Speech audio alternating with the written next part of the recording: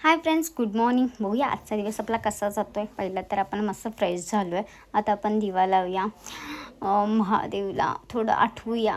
आपण त्याला विसरलो नाही. आपण माणसांमध्ये येऊन पण थोडंसं पूजापाठ करून घरात किचनमध्ये गेले तर चक्क वहिनीने एवढं सर्व पीठ मळून ठेवलं होतं.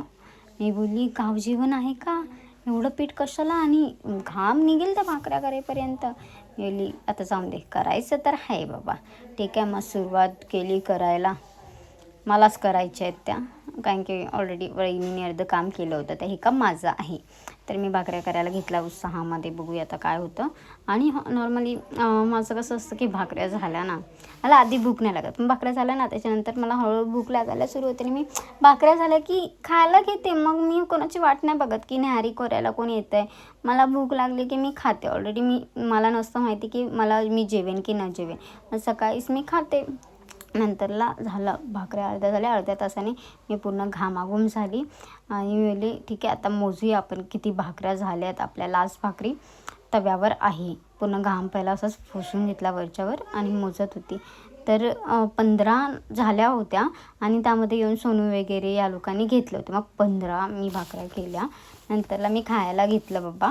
बाहेर बसली एकटी आणि असं बोलतात ना, मस्तपैकी भूक लागल्यामुळे मला ते भारी वाटत होतं. छान होती भाजी. नंतरला मग आत्ते वगैरे आले. ते म्हणजे लग्न आहे म्हणून आले आहेत. गप्पा चाललेल्या आणि माझ्याकडे अर्धा तास होता. तर मी आतमध्ये येऊन बुक वाचत बसली. आपल्याला आवडतं म्हणून तेवढंच, आणि बरंही वाटतं. आणि बाहेर गेली नंतर अर्ध्या तासाने तर हा भाई आपलीच मस्ती करत होता. आमचा बच्चू आहे ना, ह्याला म्हणजे बोलतात ना, ह्याला दुसऱ्याच्या म्हणा, हा ना आम्हाला असं नाचवेल ना, काय झालं की रडला. म्हणजे ह्याच्या मागे 10 जण.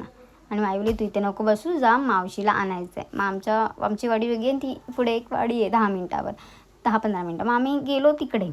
मावशी होती. मग इथे किती छान वातावरण आहे. विहीर वगैरे जाता जाताच दिसलं मला. आणि मी घराच्या बाहेर तसंही जास्त निघत नाही.